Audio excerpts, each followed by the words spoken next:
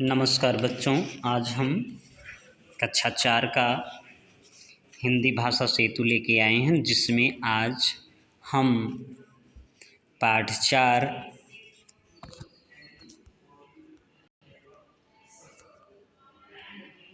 भारत कोकिला सरोजिनी नायडू इन्हीं के बारे में पढ़ेंगे। तो चलिए शुरू करते हैं। यह पाठ सरोजिनी नायडू के जीवन पर आधारित है।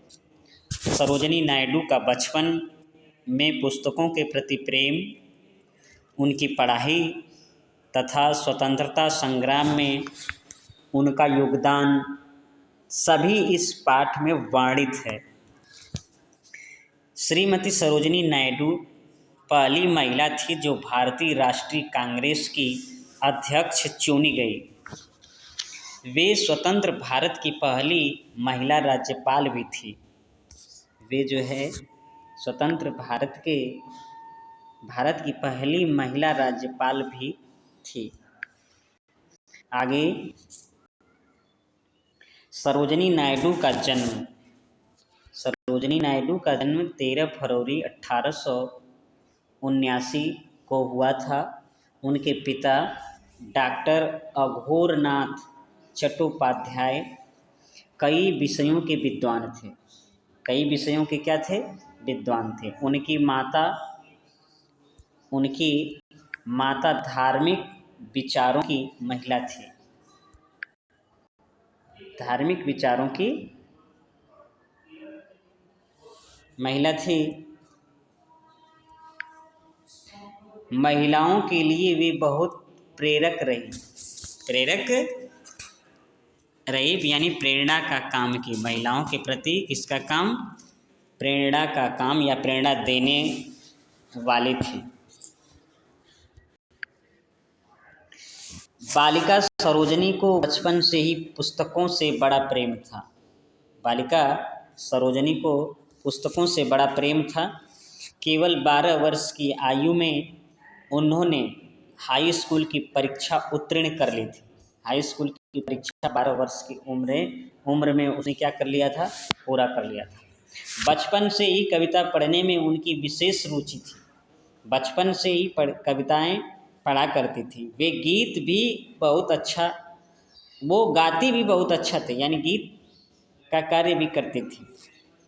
11 वर्ष की आयु में उन्होंने पहली कविता लिखी जिसकी बड़ी प्रशंसा हुई। इससे प्रोत्साहन पाकर सरोजिनी ने 1300 पंक्तियों की एक लंबी कविता the Lady of the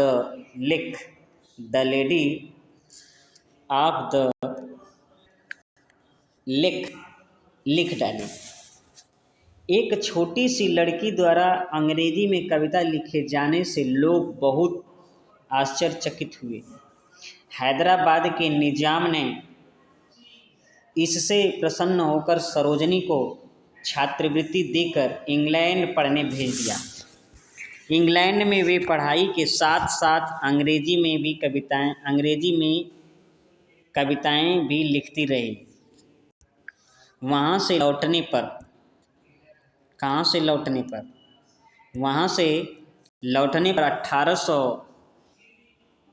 England से लौटने पर 1898 ईस्वी में गोविंद राजलू नायडू से उनका विवाह हो गया।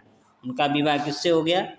गोविंद राजलू नायडू से हो गया। उन दिनों सारे देश में स्वतंत्रता आंदोलन छिड़ा हुआ था। स्वतंत्र कराने के लिए आंदोलन छिड़ा हुआ था। लोग अंग्रेजों को भगा रहे थे। सरोजिनी नायडू की सन 1902 में गोपाल कृष्ण गोखले से भेंट हुई। उन्होंने ही सरोजिनी नायडू को स्वाधीनता संग्राम आंदोलन में भाग लेने के लिए प्रेरित किया। सन 1914 में लंदन में उनकी भेंट महात्मा गांधी से हुई। उन दिनों महात्मा गांधी दक्षिण अफ्रीका से लंदन की यात्रा पर थे। सन 1916 में उनकी भेंट नेहरू जी से हुई और सरोजनी नायडू पूर्णतया स्वाधीनता संग्राम आंदोलन में कूद पड़ी। उन्होंने अन्य नारियों को भी आंदोलन में भाग लेने के लिए प्रोत्साहित किया। गांधी जी उनकी योग्यता से बहुत प्रभावित हुए। धीरे धीरे सरोजनी की गिनती देश के बड़े नेताओं में होने लगी। उनके गीतों ने देशवासियों को झिझोड़ा। उन्हें भारत कोकिला यानी भारत की कोयल की उपाधि से विभूषित किया गया है, यानी जाना जाता है या जाना गया है। सरोजनी नायडू एक कुशल वक्ता थी, यानी बोलने वाली थी, भाषण करने वाले थे। उनकी वाणी में जादू था। उनकी वाणी में क्या था बच्चों? जादू। जहाँ कहीं वे भाषण देने खड़ी हो जाती, लोगों की भीड़ उमड़ पड़ती थी। 1925 के कानपुर अधिवेशन में वे भारतीय राष्ट्रीय कांग्रेस की अध्यक्ष चुनी गई।